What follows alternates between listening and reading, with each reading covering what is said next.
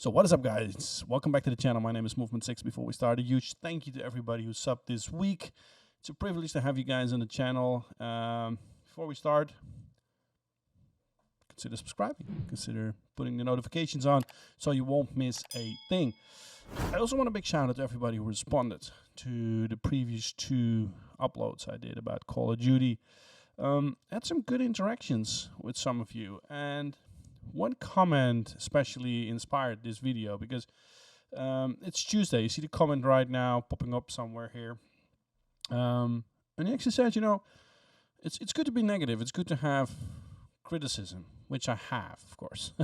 But it's also good to see the positives. And thank you, Tuesday, for spending so much time on your comment and elaborating on that topic, because you really hit the mark. And as I said in my 2 videos, I want this game to shine. This game has a fantastic core.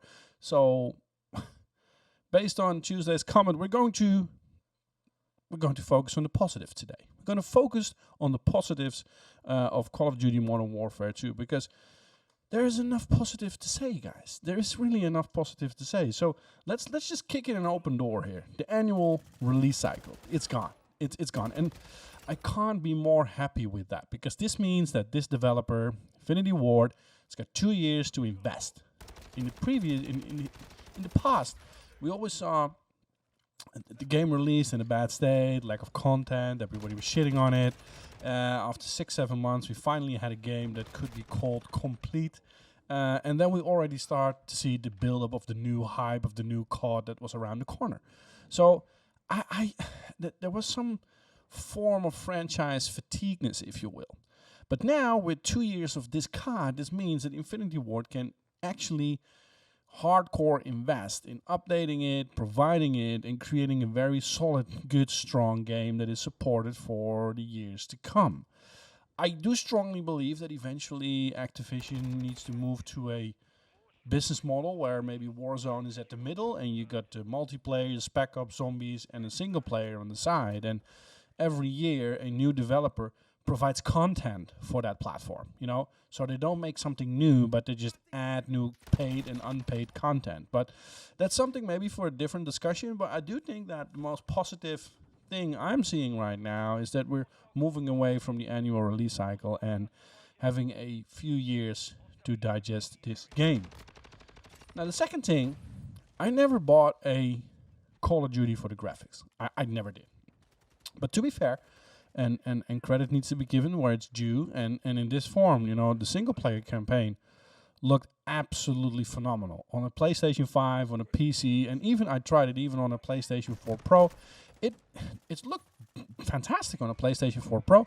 Of course, the resolution and the presentation is less on a PlayStation 4, of course, but on a PlayStation 5, it looks really, really good. Also, the multiplayer. Call of Duty is not well known for its graphics, not in my book at least. But I can say, the graphics, the game, the overall presentation, the core of the menu screen, it looks phenomenal. It looks really good. I think we have a core to build on, a platform, a beginning, an infrastructure to really build and to update this game, and that it shines even more with the graphics and the presentation it already has. Now, the third thing is, what I actually like is the movement. Everybody knows it's highly debated. There are things, the slide canceling is out, but I actually really like this movement. It forces people to play sometimes a bit more defensive, I think. ADSing around corners, hip firing is less.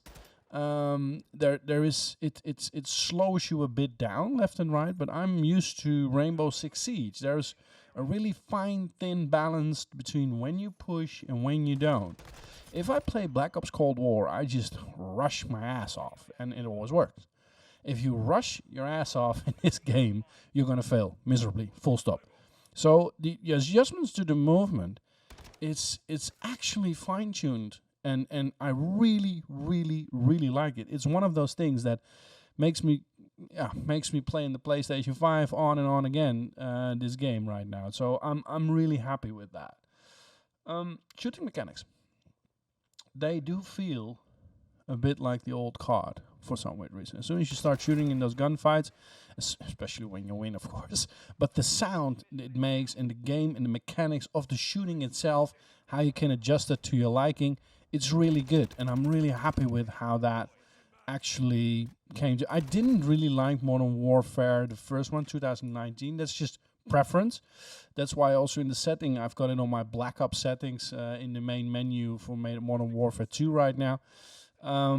I just love the shooting mechanics of the Black Ops Cold War more and more. So I do feel that in there, and it's really on point. It's really on point. So I'm just happy how they fine-tuned that in this game, together with the movement mechanics and the ADSing. It's a bit more strategic left and right, which I do like. So there's a fine-tuned balance when you push, when you don't, when you hold, when you run. And that combined with the shooting mechanics and how it actually feels, the feedback you get in your hand, it's really good. I can't deny it's really good. Sound design. It's if you know my socials, I'm a sound producer. I'm a sound engineer, if you will. So sound is my life. I like sound a lot. I hate it when things are off, when things are bad. This really feels good. I had the same with Titanfall 2. That sound, it was absolutely spot on and really did good to the game. And this sound design it has in this game is absolutely spot on. You can really notice that they invest a lot of time and effort in getting that right. From the different shooting sounds of every gun, to the bullet leaving your gun, to the impact it has, the headshot, the nuance difference in sound it has. So yeah, I really like it, and it's something that I would really give a 9 out of 10 for this game, and it's something that for me sound is a vital part of the game. If you don't get it right, same with a movie. If you're watching a horror movie without sound, it's just images. So the sound is so important for the feeling of the game. That together with all I have already discussed, the movement, the shooting mechanics, and that combined with the sound, constantly draws me back in. The majority of the maps. Yes, there are maps in there that I don't like, and I think there are too few, especially the 6v6 multiplayer maps. I don't think we have to talk about the border map here, right? It's just plain fucking awful. But if either they're going to redesign that and patch it and change it and make it in a different one, or they take it out completely. I do understand where they get, because the core thought process behind that map is actually kind of fun. It's dense, it's condensed, you can't rush. So you really need to check your corners, but just the exploding cars makes it just downright fucking awful. So patch it, change it, or take it out. But the overall majority of the maps, some stand out. Fortress is an old map, but that's, I think, Modern Warfare 2 or 3. But I think the majority of the maps are great, they're fun, they're good. So I'm really looking forward for more content on that field. I'm also looking forward when there is a fine balance with all those new maps. Also bring back a few old ones. Terminal, for example, I would love to see back. Shipment, but okay, that's just a personal fan favorite. I like those chaotic maps like Nuketown, Shipment. Of course, Nuketown will never be in this one, but you get where I'm going, right? So the maps, yeah, pretty okay designed. Some really good designed. I'm having a blast. So that's where you spot on. And the good news is that, and what I said in my previous videos, is that the core of the game is actually pretty good. I think this is the best Call of Duty in terms of the core of the game. So the shooting mechanics, the feeling, the movement, sound design, what it has to offer as a package. It's currently not spot on. It's not great. There are flaws. There is, I think, too little content. I like the ground war. I like the Spec Ops maps, but I'm a 6v6 multiplayer player by nature for Call of Duty, so that's where I'm looking at. but there is so much room to build forward on because the core is good, in my opinion. If you change the gunsmith that you can inspect your weapon, you're already winning some.